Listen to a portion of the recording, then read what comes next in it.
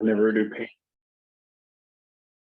Thank you. Good afternoon. Today is Thursday, June 15th, 2023.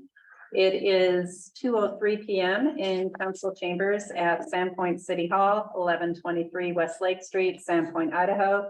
And this regular monthly meeting of the Selkirk Fire Service Joint Powers Board is now called to order. For the record, I am Jennifer Stapleton, Board Executive Director presiding.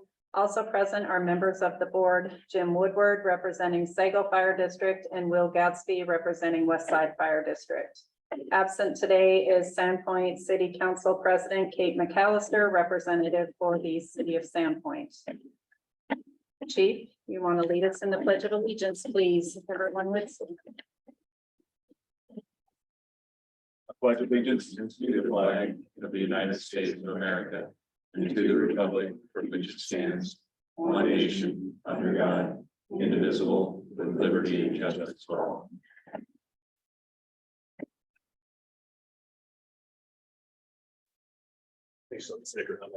Madam Clerk, do we have any members of the public participating remotely today? No, we do not. Okay. Are there any members of the public who would like to address the board with any general comments before we get underway? All right. Any general announcements from board members or from staff? West side. Meeting minutes.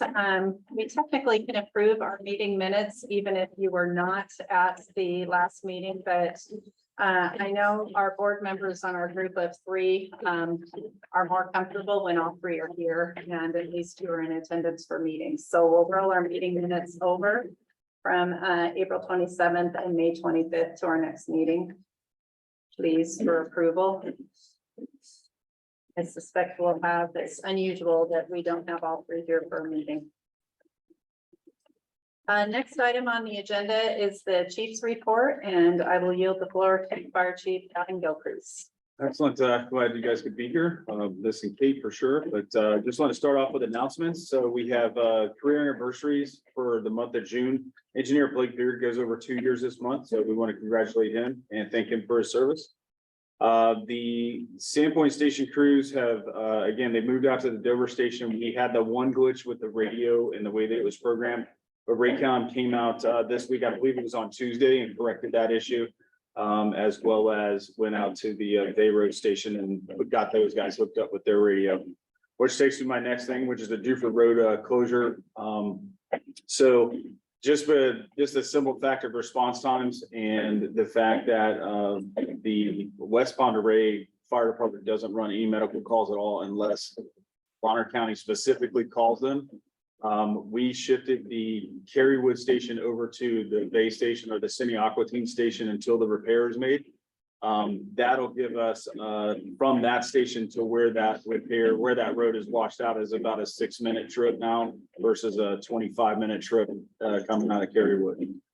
It's staffed with 2 people at all times, just for the simple fact that the closest backup, and that includes everyone from Selkirk North Side and all of the West County departments, is anywhere from 20 to 58 minutes.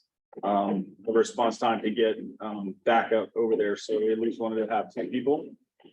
So working together with trying to work with the county and get some get the foot in the motor, so to speak, to get it repaired. But I don't know that it's going to work, and trying to send a couple letters and get stuff going. But and then yesterday found out that the one, a matter of fact, the one I believe that Mr. Woodward was talking about last night over here on 200 at the slough, looks like it's giving way again. The pavement's starting to wash out around the guardrails. So yeah, so they made them aware of that. So hopefully they're out taking a look at that one again. That would not be good to have both of those go down at the same time for sure. Just wanted to give a brief update. Everybody has been fairly briefed on the arsonist that was going around earlier, late last weekend. The only update that I have is that the fire marshal has issued a bulletin, informational bulletin out to the Pacific Northwest for that individual. So we'll see what else happens with that. The incident review. So from May, we had a total of 181 incidents. Sago had 73 and Sandpoint had 86. West Side had 22. And per your request our last meeting, I just wanted to give a snapshot of how those the busy weekends looked as compared to our volume, because the police experienced an abnormally high call volume over those couple of weekends where we had his Memorial Day and then another one was special events. So utilizing the 12th of May as our control weekend, we basically just our call volume actually went down. We had Sandpoint had 8 calls that weekend. The weekend of the 19th had 4, and then the weekend of the 26th, which was Memorial Day, had 2. So it was, and all of them basically trended that same direction, which was exactly the opposite. And as the police did for sure. So they're I believe their 911 hangups was like the big one on that one, but We have the hangups, but we're up substantially. yeah, it was like 200 calls or something like that. So that was it was pretty busy for them. Training. We completed the swiftwater rescue training. That was held late last month and early this month. We had 4 of our personnel complete that training, and they're now part of the countywide resource for response to swiftwater rescues. And the recruit academy dates that we're working with in coordination with NIC, Northside, and Schweitzer, the dates have been set for that for August 10th through to December the 7th. Personnel update, we have 1 person out on FMLA, and all of our new hires are on shift and at their assigned stations. Community engagement, we had a car seat community check event at the East Bonner Library just the other day on the 13th. It was actually cut short by an hour due to the rainstorm that came through, but in 2 hours, they installed 22 car seats. They handed out 17 car seats to replace some that have expired or just were no longer viable, an option for put kids in. And that is that's pretty unprecedented to do that many in that short amount of a time, especially when they only had I think 4 or 5 people pre-register for that event. So it looks like the power of Facebook worked, and they got everybody out there at the same time. We also took part in the kids fair on the 2nd out at Lilybrook, and that event went off very well, and it was with all the emergency services and that organization. So that's it for the chief's report. Any questions or comments regarding the chief's report? Next is our monthly financial report, and I will yield the floor to City Finance Director Sarah Lins. Hello, you should have in front of you the May financials, both the JP administration and the fire station. I'll start with the fire station / districts budgets, where we are 63.5% of the way through pay periods throughout the year at the end of May. And you can see over on the the right hand side, the percentages year to date on the different districts / station. So some of them are a little over. They are actually getting more close though, because with the new hires, that actually has brought down wages from what was budgeted initially to actuals.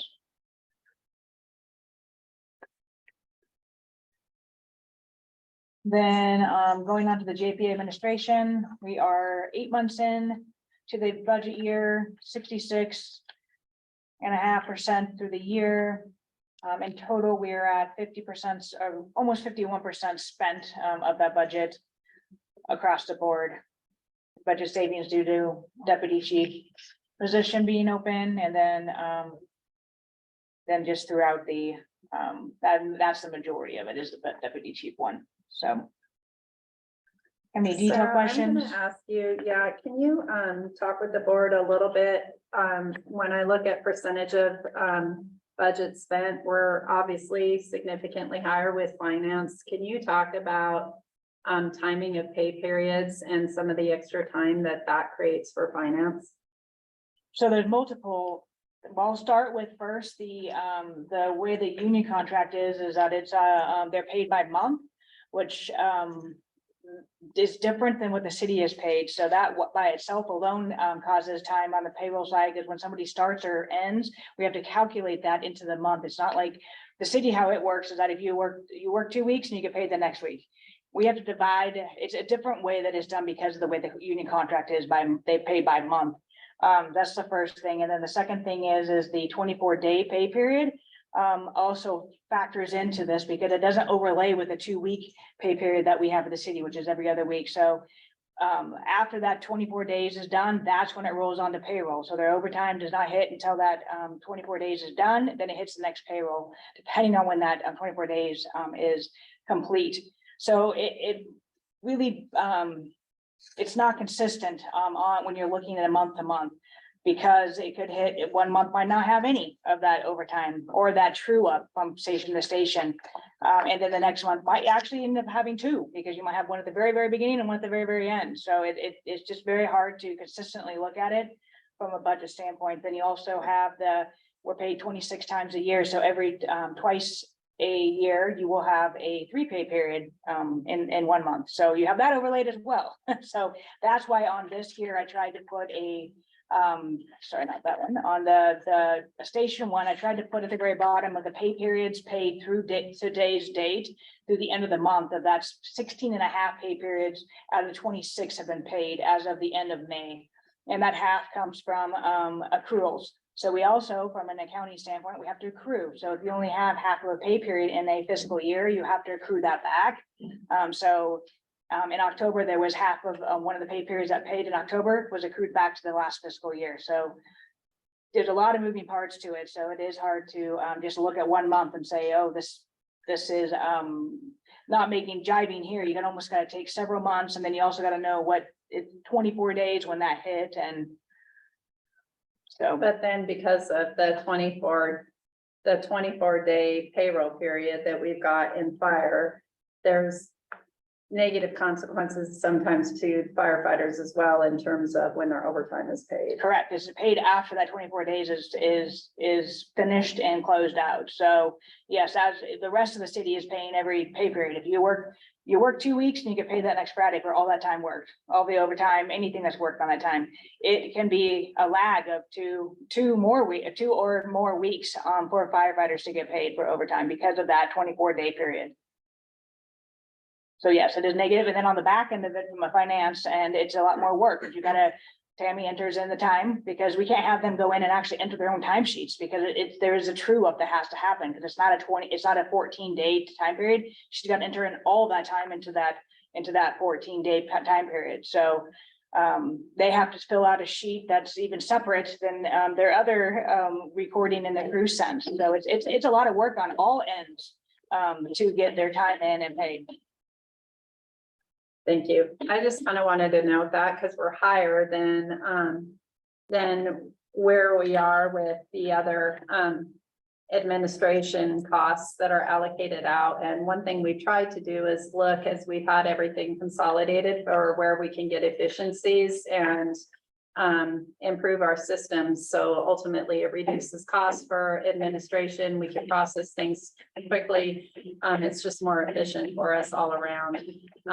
A 24-day pay period is one of the significant impacts over in finance, that there's a lot more work with entering, which ends up, and not only in terms of efficiency with processing, it affects timeliness with paying then overtime, which has kind of been an issue for the firefighters as well. They'd like to see their overtime sooner, but it's that 24-day pay period.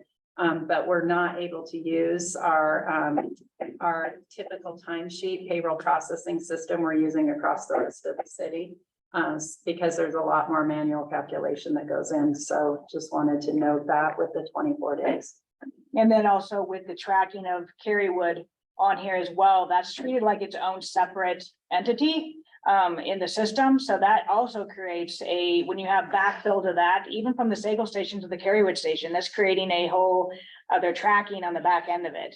I know we did propose last time to just combine and just have the Sagal district, our district as one that we're reporting on that. So we're not doing that back and forth between it. So that was, I know, talked about, and then. Yeah, I think we talked about it a little bit last night as well. Yeah. Trying to just, because it all just goes to one budget rather than, it's like basically we're creating a way so that we can get an extra bill instead of 2, we get 3. So it's just kind of So did we land at a resolution then, or is there a decision about that? Yeah, I think we're gonna try to do it with just going that way. We can consolidate it. Consolidate. Yeah, My recollection is that was probably being tracked separately just because it was originally those positions were paid on a safer grant. Yeah, Yes, It's not yeah, happening now. yeah. It came up in here a couple of months ago and my response is really it's, what do you want to see as the JPA liaison and what does the district want to see before we just make that change? So that'll make some efficiencies. yes, Did we a lot. budget more in 24 then, or next budget year then, budget more for that line that we're talking about right now then? For accounting. Just the regular increases, so no, Okay. it has not been budgeted more, because I was assuming that we would be able to just have some cost savings in that, so. By doing away with that, Oh, you So- think we might, if we merge those, you might be able to Yes. get that back down. to the yes, same exactly, number. what I was initially budgeting for, yes. All right. Any other questions or comments on the financial report? The 24-day pay period, would it be difficult? Or is there resistance against going to the 14-day? Is that a big problem, or is it something, it's a way to save money?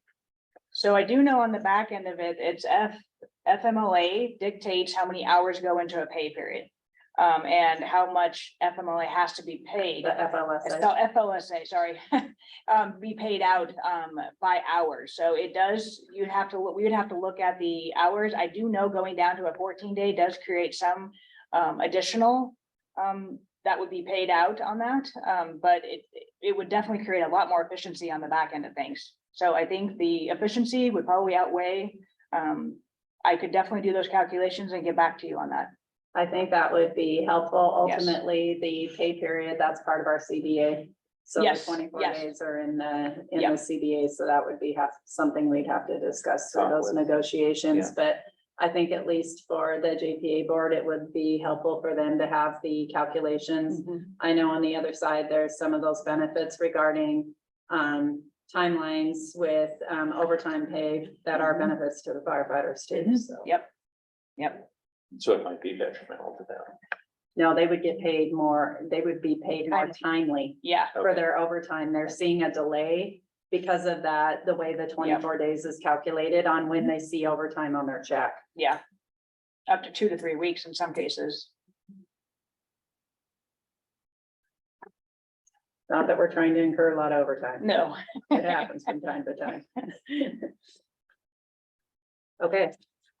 So Sarah, can you, you'll have to let me know when it works for, your schedule and timing to get that put together, but, Yeah, and I don't know that there's, I don't think a hurry to do Yeah. anything over the next few months, but Yeah. maybe as we start looking into the fall, if we could get that I would- information for the yes. board, I think that'd be Yep. helpful.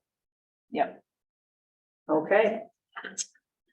Last item on the agenda today is a presentation from the chief and discussion about the proposed system-wide budget and JPA budgets for fiscal year 23-24, and I will yield the floor to the chief. Thank you.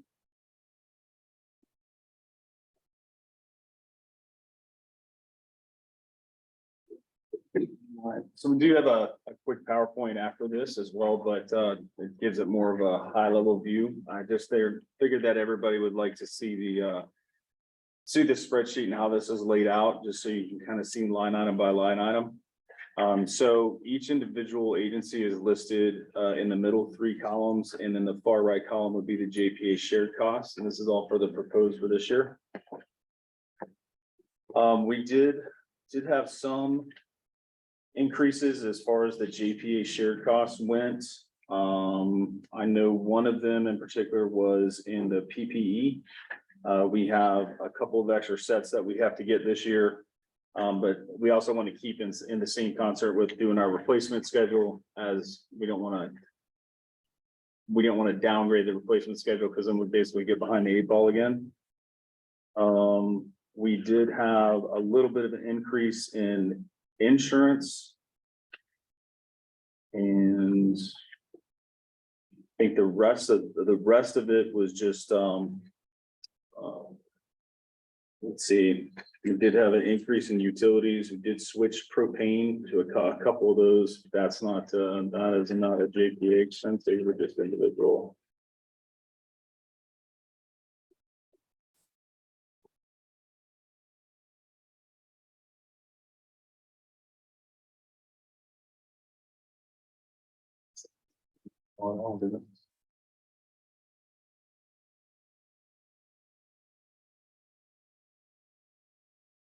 The insurance, your increase is, it's eye crimp, I'm assuming. Yes, ma'am.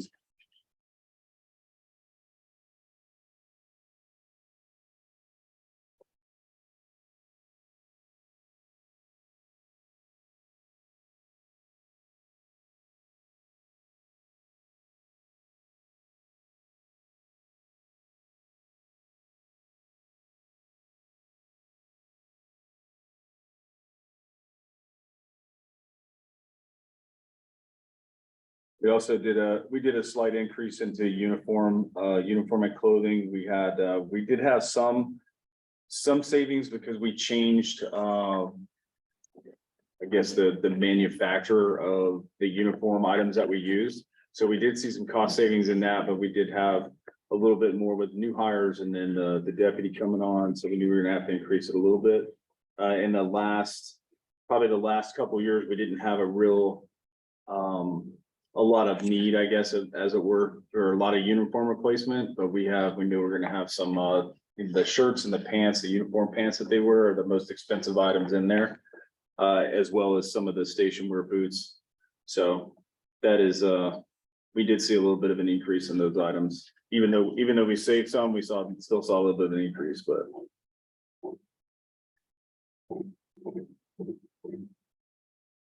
And I know that, there were some increases to the IT side of things as well. I know that our licensure went up for the Office 365, I believe. I know the licensure went up for that.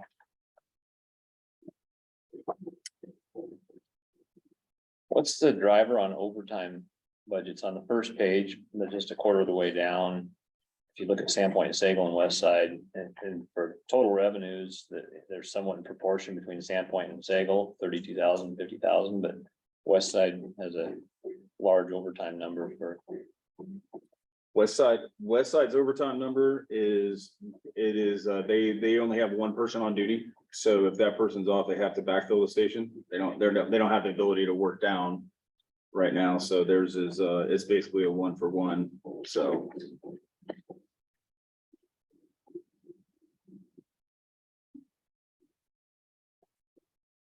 That Sagal's incurring more overtime. That's why we're budgeted higher for overtime in Sagal. Yeah, Sagal's incurring more overtime as of right now, yes, and that's why we did bump it up a little bit, the overtime. Again, we ran into, people leaving, but we had people out on FMLA, workers' comp, that stuff that we were backfilling for those as well. But we think that with the, increasing that a little bit, plus do some of the managerial things that we can do, hopefully we'll be able to keep it inside that constraint this next year, so.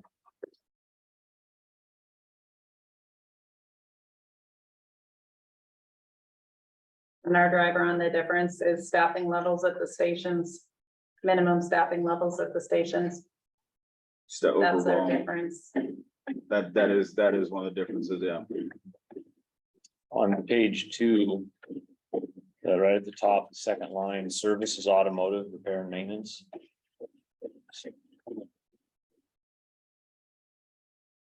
What the difference is there? Those aren't in proportion to the total budgets. Yeah, Sagal has more units per se than Sandpoint or West Side. West Side has more than Sandpoint as well. But like we were talking last night a little bit about so getting rid of some of those apparatus that it's just it costs to insure them, it costs to keep them running, and we don't need those for the ISO. So it's we don't staff them, they never really roll. So they're kind of like the boat that sits there and it just needs to have maintenance done, so. Hopefully, our hope is that once we are able to sell off those units, then that'll actually bring those more in line, so. We are maintaining insurance on all of the vehicles. How about page 2? Fourth one down. West Side's services, equipment, repairs and maintenance, Yeah, like just to stand out. 16,000. I can go back and look at that one. Might have been, I know I was moving some stuff around and that may have just been a leftover from last year because we were trying to bring that. We had, the last year, the tax revenue from last year was rather large. So we were putting the money where we thought we were gonna need, we were gonna need it, and I may just need to go back and adjust that one up. And then how about going down a little further, the operational supplies and equipment?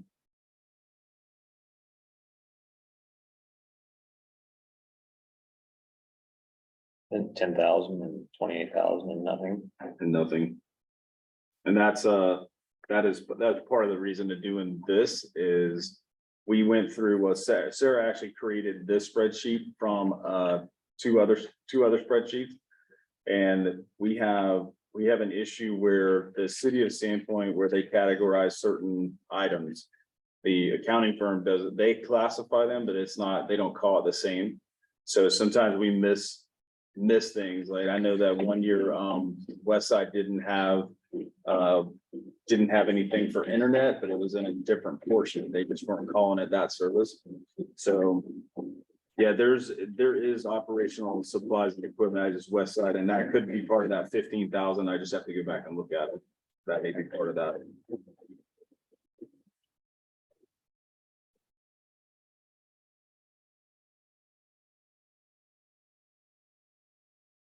Yeah, does the city of Sandpoint have a liability from 2016? The very bottom there. Rosenthal. That's our lease on that The fire truck. Oh, it's interest on a Rosen. What is Rosenthal? I can't hear. Rosenthal, Rosenthal, is That's that, our fire truck. that's the name of the, is that who we? It's our fire truck. I think it's Rosenbauer. Oh, yeah, I think it's Rosenbauer. I think it's typo. I think it's the Talk to brand, text yeah. things and it didn't understand. Yeah. That's what has been named in our system since it was bought, so I haven't changed the name, see, so. principal and interest, got it. And we break out separately. If you look at that next page, Jim, you can see the principal and Yeah. versus the interest. Yep. I think we're almost done. Yes, 2 more like a year. So is the truck probably. I hope not. The what? So is the truck probably. Oh, Oh, I hope not either. We Yeah, need yeah, that I one. was We gonna need that say, one to you haven't last. told me that. Yeah, we need that one to last. yeah. How about the Renco station bond? How many years do we have there roughly? If memory serves, I believe that one is past 2030. Okay, If memory serves, I'd have to actually pull it back out and look at it, but I knew it was, way out there. yeah. Okay.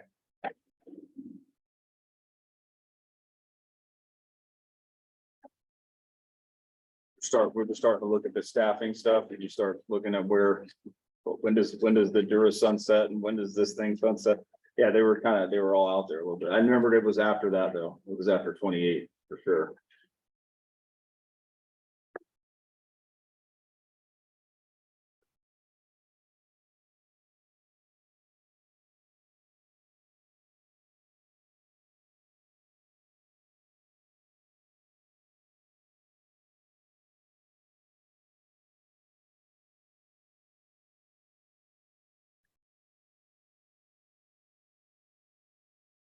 I don't have any more questions. Okay. You want to pull up the PowerPoint then, Gavin? I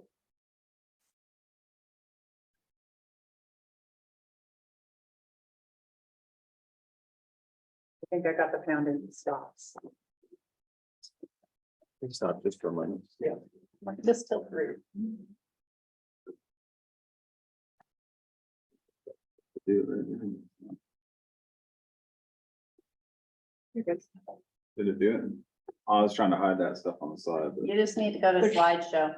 that's what I was doing. Maybe it'll do it Okay. now. There we go. All right. Oh, and one, the only other thing I needed to point out, was for on, Sagel's, gym was under the computer supplies and equipment. I know we're replacing a couple of computers out there this time and, the MDCs are due to be replaced as well. So or what? the computers, the consoles in the trucks. Yeah, so. Alrighty.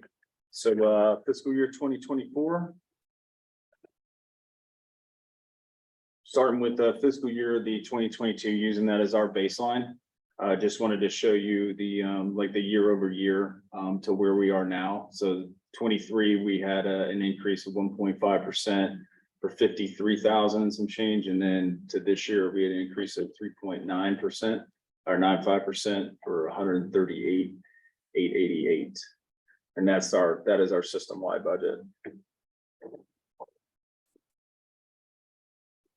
And this is just kind of an overview of what we just looked at. So on salaries and wages, you included a 2% COLA, correct? yes, ma'am. Try to get that out of the way so I can get it to kick off, but maybe sir, you know how to do that around pretty bad, You so. click on drag it. Yeah, I tried that. Drag it up, but oh, there we go. There. Maybe. Oh, it's still on. Oh, it's hers, I think. Oh, Yeah. there we go. There I we thought I was moving it, but it's like a really bad game of Pong. A real bad game of Pong.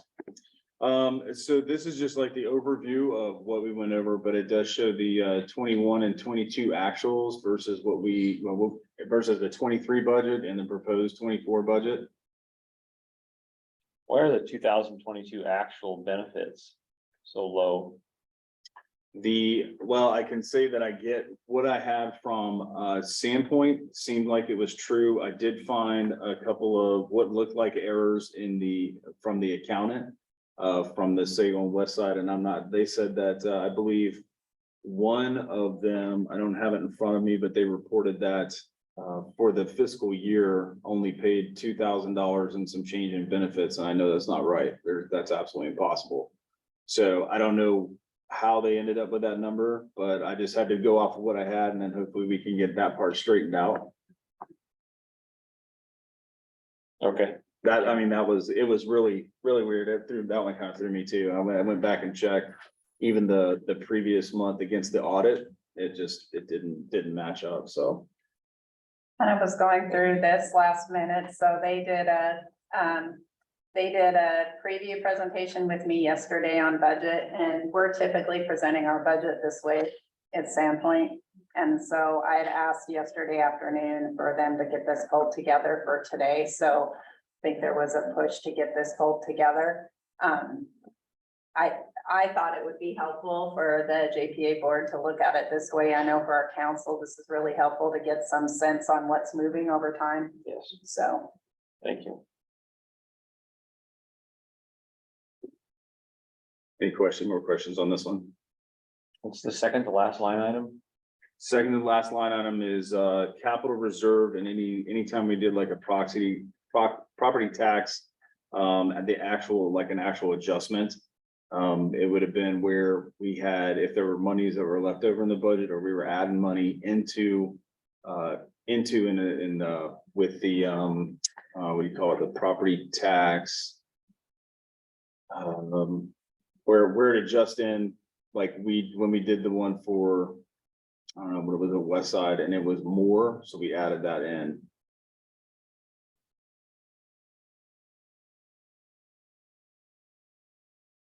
So if it's, why would we, but I'm not tracking on that, because if it's something that comes up during the year, that it's a change, but you wouldn't budget for a potential change. Right, that was just actual. Capital reserve is. Actual on what we put in, right, or moved over, So that second to last line item is just a buffer to make revenue match. correct. And this is just Sago and West Side line item. This is not a Sago line, a Sandpoint line item at all. Just so you know. Okay. We're doing the same thing, but we're not doing it in fire. Correct.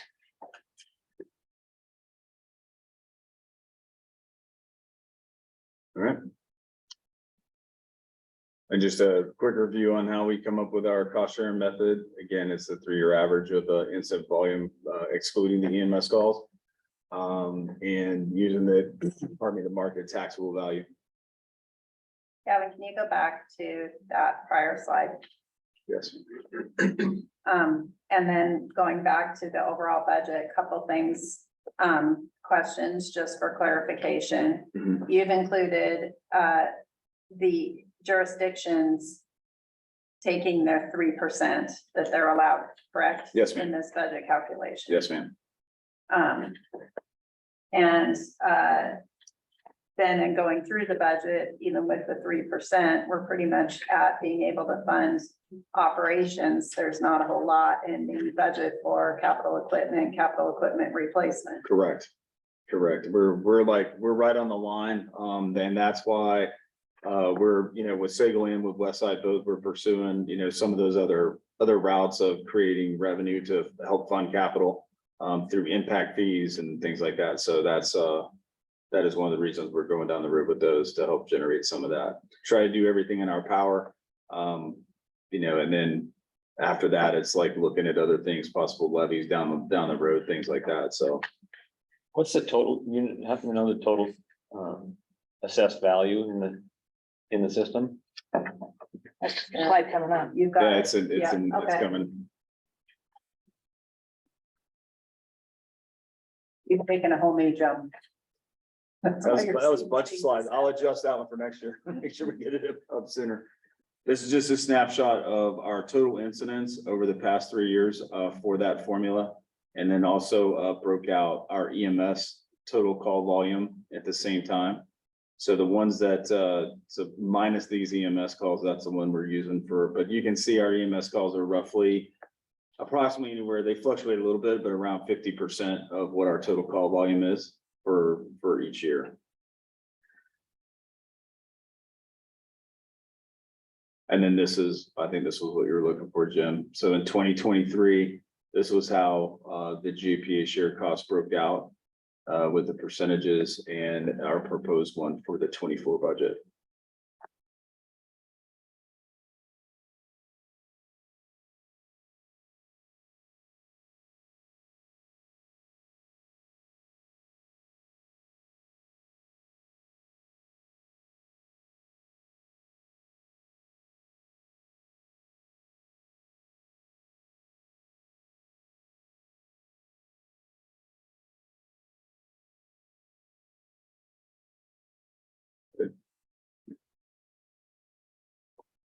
And this is a breakout our share cost overview for the GPA budget.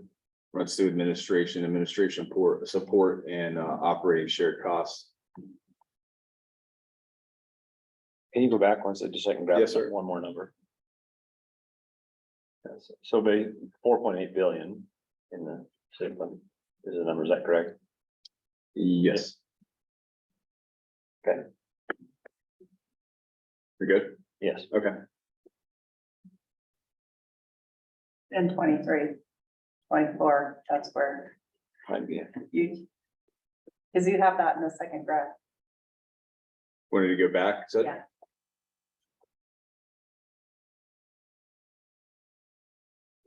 We just got, you caught the 24 too. Oh, I'm sorry. Oh, I wasn't even looking. That's the difference between an assessed value for the district. Yeah, and the one that really, I mean, ours has been jumping very substantially in Sandpoint, but nothing like what you're getting in Sagal. Yours is a 30% increase and ours is more like an 80 or 90% increase. Yes, I had to double check with the county to make sure they gave me the right numbers, because it was, That's what I was thought. You shocked. did, you maybe didn't catch the second. Yeah. Thank you. Yeah, Yeah. Fire's starting to look like a bargain now as a percentage of the total value out there. Mhm. Yep. Yeah.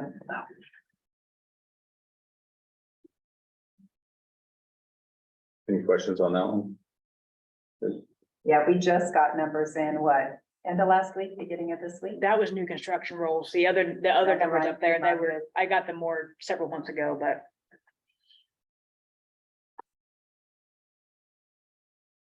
Yeah, and for perspective, the Sandpoint new construction rolls were about 15 million this year. And Sagel's was About 50 million. So that's just the difference of how much more building and stuff is going on in that district versus inside of this, inside of ours. How much 15 more is versus- growing? 15 versus 50. Yes.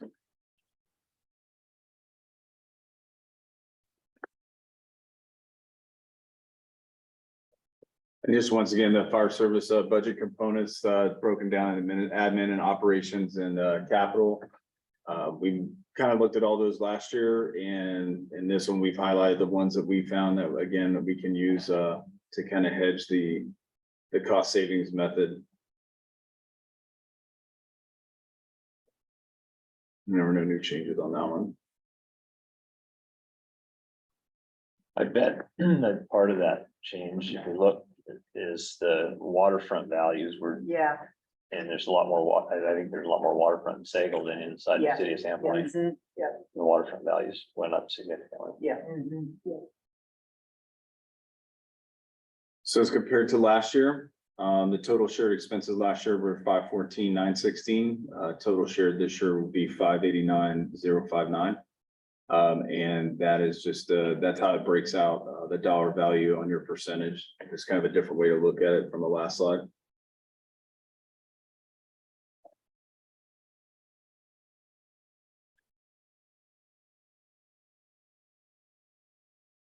And then the last one, the overall fire service budget of 3.6 million, and the shared cost of 589,059. And this is your agency to JPA. So of the Sagal budget, 15% of the Sagal, 15.5% of the Sagal budget that goes to the JPA, same point 17.7, 17.8 rather, and then west side is 1409.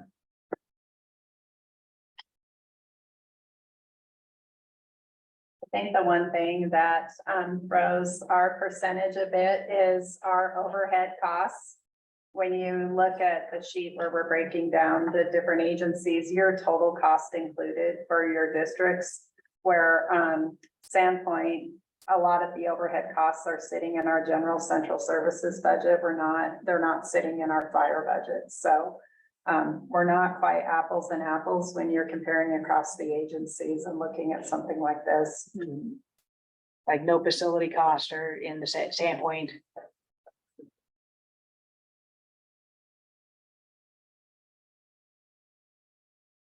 Good. Should I have any questions?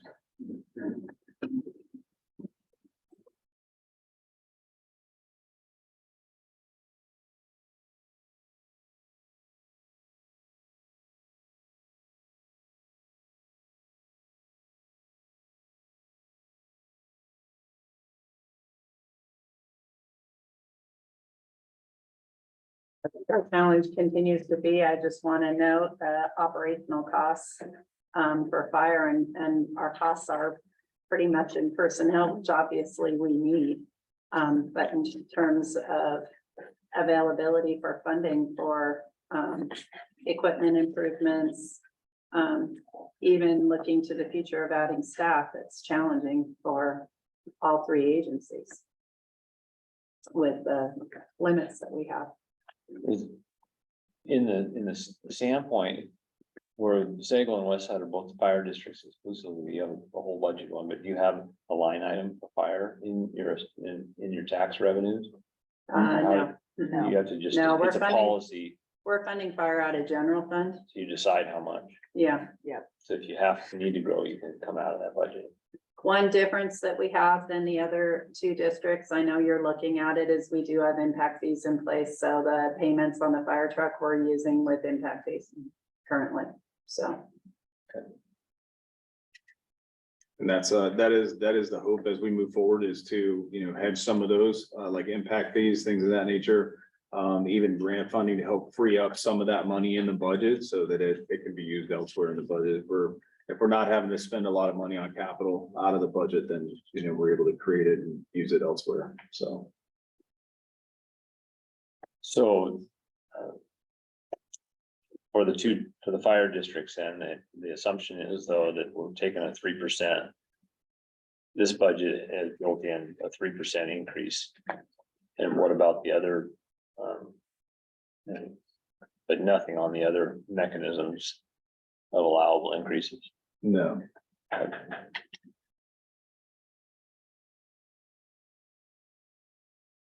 Over on the Sandpoint side, we've got the 3% budgeted in our budget, although because of resort city tax, we actually have tax relief going to taxpayers again this year, so. Tax relief in what form? Of excess collected revenue, resort city revenue over what was budgeted. So then it comes back as tax relief, Is that right? yeah. I And think property tax. property tax relief, yeah. I think we've had that, I know at least 3 years in a row. 3 years, yeah. Yeah, and then I think it's been sporadically other years too, but Yeah. the last 3 years, we've had tax relief coming back, property tax relief.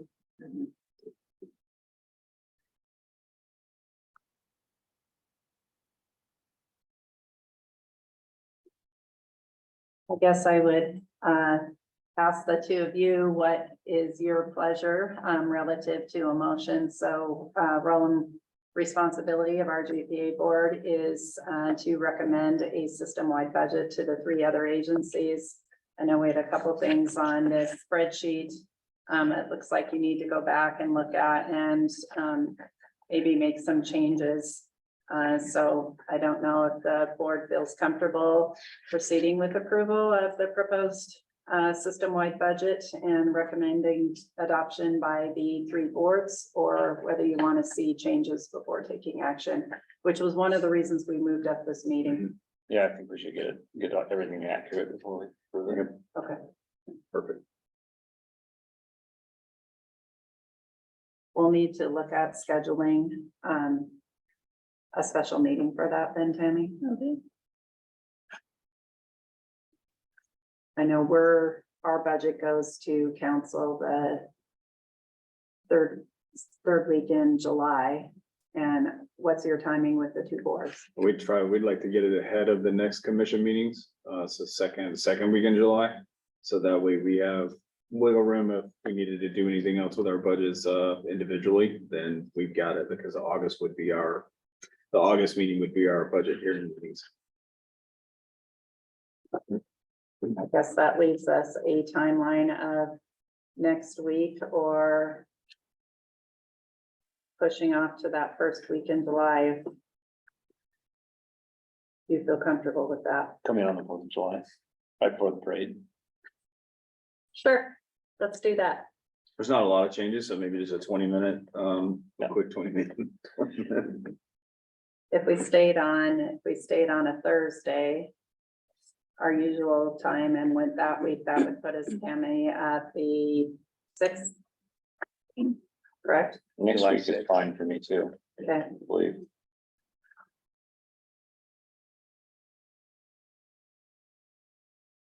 let me look at my calendar for next week. I'm in Boise. Yeah, I see, and I double booked a couple days already, and Kate's with me. But I could do it remotely if I'm not booked.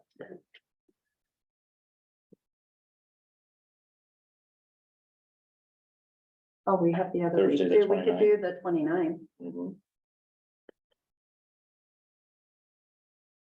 Probably have an extra week in there. Does that work for you, Will? Yeah. Thursday, the 29th. Yeah.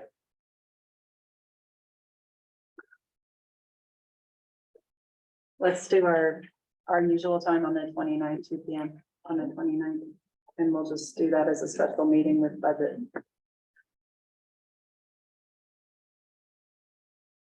Steve, can you get us the revised detailed budget sheet then sent out with that agenda so we can look at that in advance? Yeah.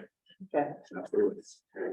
and then that gives an opportunity if there's any other questions regarding the budget ahead of that meeting too. I'm assuming then board members can reach out to you directly Absolutely. or Sarah. All right, Could you email us the PowerPoint also?